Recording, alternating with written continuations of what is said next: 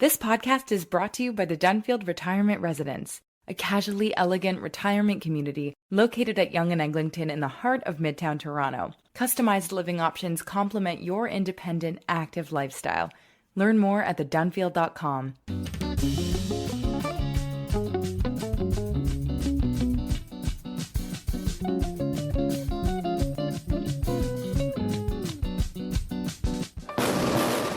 A fiery response to an unprecedented attack by Hamas on Israeli soil.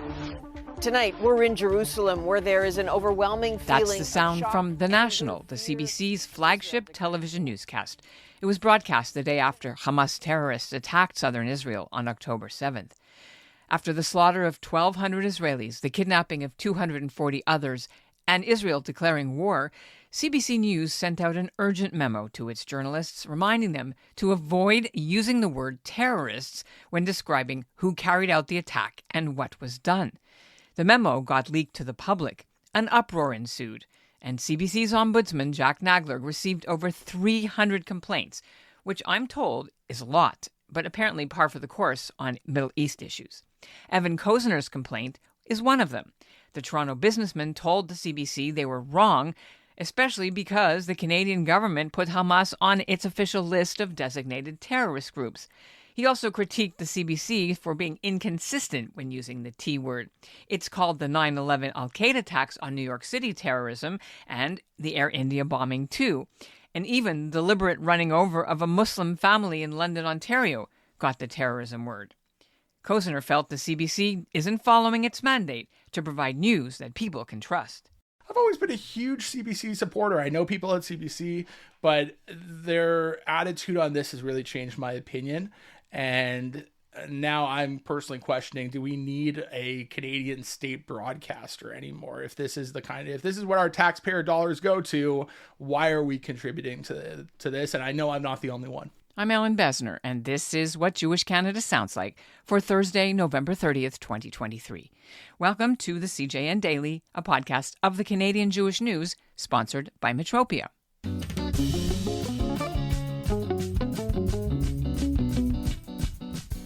A few weeks ago, we brought you an interview with the head of CBC News, Brodie Fenlon, and he explained the whole terrorism word decision. They do use it, he says, but only when somebody in government or an expert says it. Otherwise, it's militants.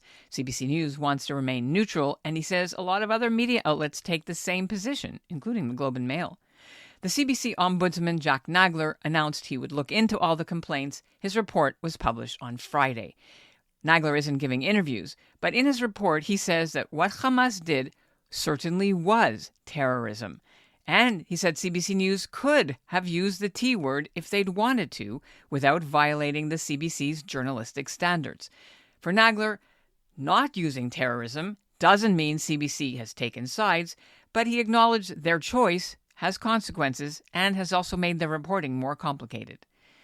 Nagler did praise some of the CBC's programs for doing a good job of telling the Israel-Hamas story that first week, but he said there is room for improvement. Toronto businessman Evan Kosiner saw the Ombudsman's report, which directly mentions his complaint in bold letters. The Ombudsman cannot order CBC News to take any kind of remedial action, but Kosiner isn't giving up. And he joins me now.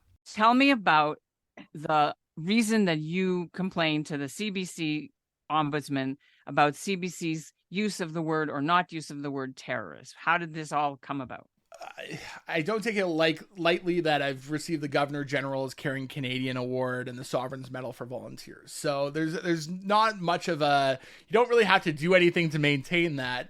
But at the same time, it's in my interest and every Canadian's interest to see a better Canada as far as I'm concerned.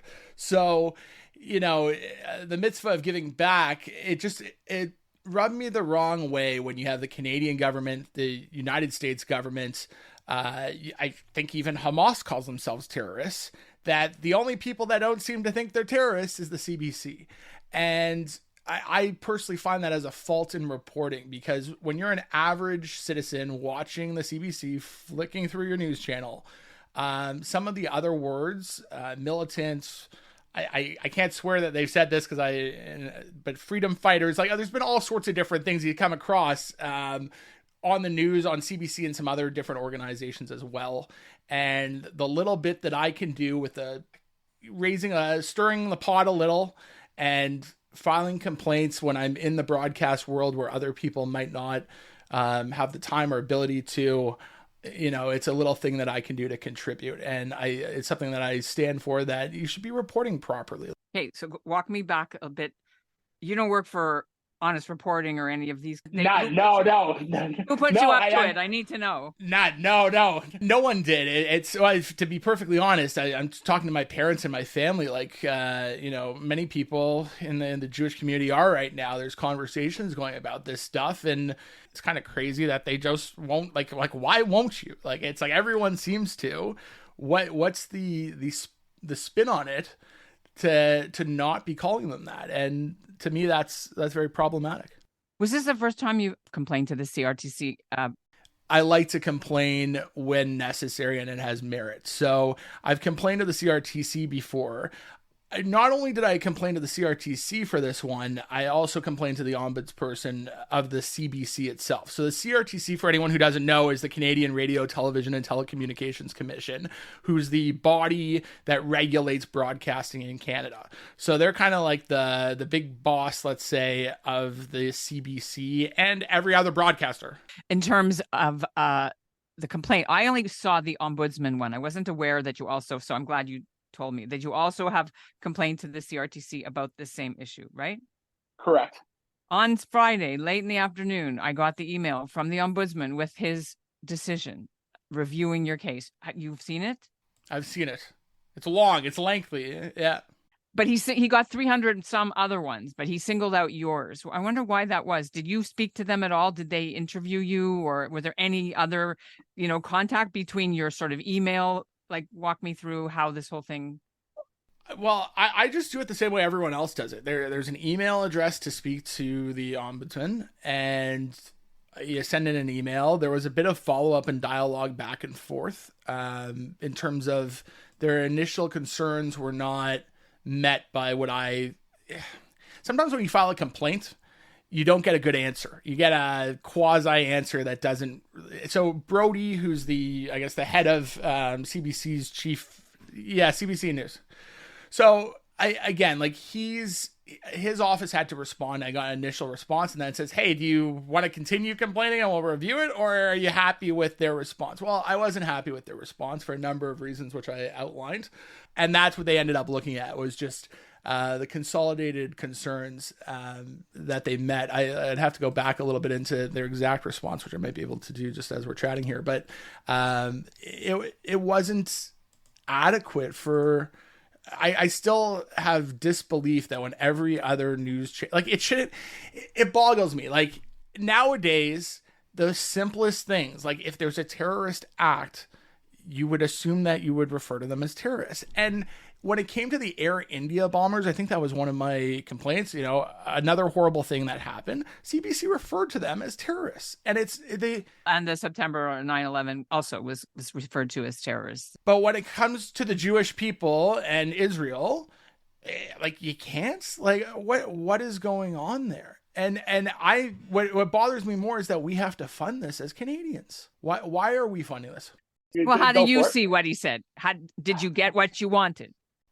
I think it was in depth. I don't think the outcome has changed much. It sort of went along the lines of, yeah, we do this, but there's room for improvement.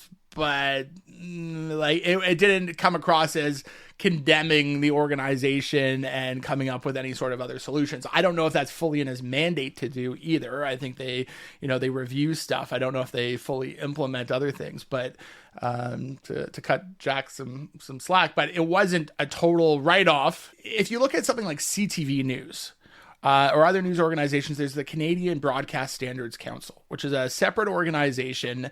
And I don't know if I'm going to tell you a quick story. There was someone who complained about a generic channel, so like an aquarium kind of channel, where something resembled an animal getting hurt. And I know of the company who had to respond to this, and they thought that it was just a joke, like someone was pranking them. And the Canadian Broadcast Standard said, no, you got to respond to this or you're getting fined. And it's the thing is that the CBC doesn't have that oversight of the Canadian Broadcast Standards Council. So if the same thing aired on CTV, you might have a different response than that of CBC. And you don't want to go too far down the rabbit hole of Canadian broadcasting and the intricacies of it and the complaint process, but it doesn't seem adequate to me. And there's concern with public dollars being spent and how things are perceived. That even for this audience here, I'm Jewish, okay? You're Jewish. There's people who don't agree with Israel and what they're doing. And right, you know what? That's a democracy, but I can understand people who have concerns and complaints about it.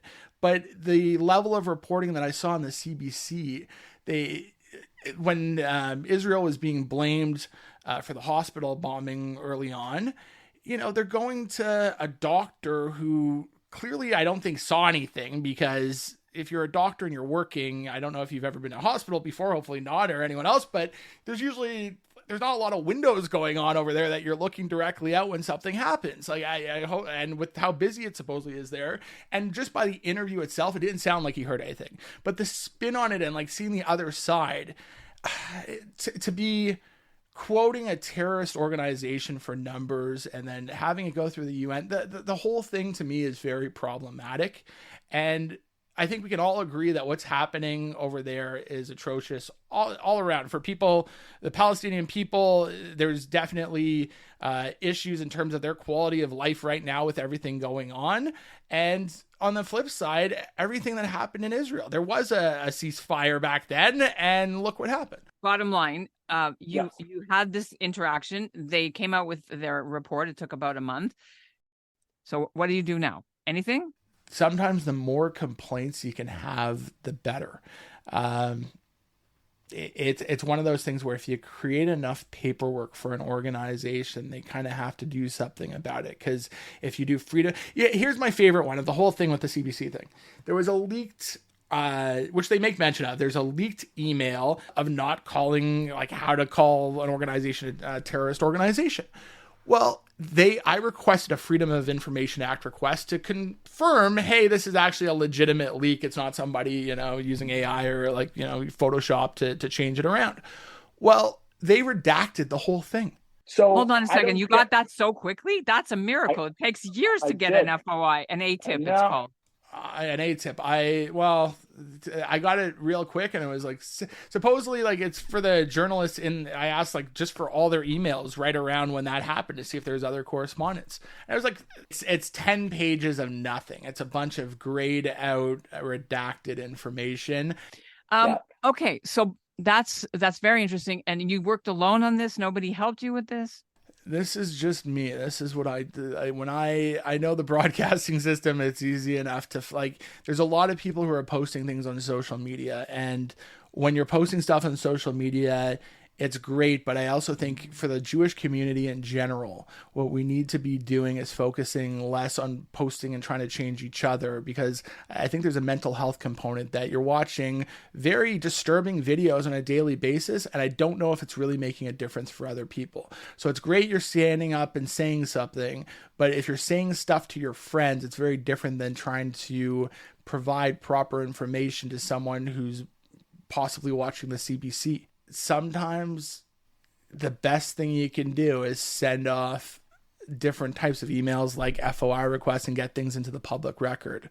That at least if there's a history of the CBC and others doing certain things like this, it's easier to have a broader conversation down the road, or perhaps with different political leadership in Canada, they're able to flag that and move forward in that sense. It's very interesting to see what some of the opposition is saying these days, and I'm sure they'd love to have their hand on that too.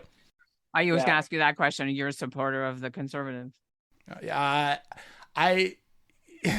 father's quite funny. He says that he doesn't support politicians, and I'd say that I'm more conservative leaning most of the time, but there's definitely things the Liberals have going for them too that the Conservatives don't. So okay, I just need to know if you're like a party member. No. It's one of those things where I've contributed to both parties throughout the years. Yeah. So are you done? That's it with this? You're going to wait for the CRTC to come back to you now, right? Oh, you haven't heard from them. Yeah. You know what's funny is that I CC'd Vicky, who is the head of this. She's the chair of the CRTC. And I've seen that email. I'm just trying to see right now because I get email. I have one of those things where they put a white dot in your email, and every time it gets it, it shows how many times your email has been opened. And some of these emails have been opened. Just trying to see if I have a number. I'm looking at the original email to CBC. That email has been opened 96 times. And I'd say all but 5 times has been the CRTC, it looks like, from my what I'm seeing. So I haven't heard from the CRTC. Obviously, they're seeing it. And it wouldn't necessarily be her. It could be that she forwarded it to someone. But nevertheless, it's a lot of times to not hear from somebody in a month and to be silent on this. It might be they're waiting for this, but there is an official complaint with the commission, and we have yet to hear anything from them. So them and, the current government are staying pretty quiet about it. And again, another reason to be concerned. I appreciate you taking the time out. We'll be in touch. Thank you. I appreciate you. And thanks for everything you're doing. And that's what Jewish Canada sounds like for this episode of the CJN Daily, sponsored by Metropia. Integrity, community, quality, and customer care. Now, the CBC isn't commenting on the report by the ombudsman, but a couple of weeks ago, Brodie Fenlon, the editor-in-chief of CBC News, said they might want to revisit their terrorism word policy in the future. And sources tell me they likely will look at the ombudsman's findings very carefully. Now, other news platforms have changed their policy in recent weeks, especially the BBC, after public complaints. As for Evan Kosiner's complaint to the CRTC, they won't comment while the case is ongoing. We'll be back next week. Thanks for listening to the CJN Daily.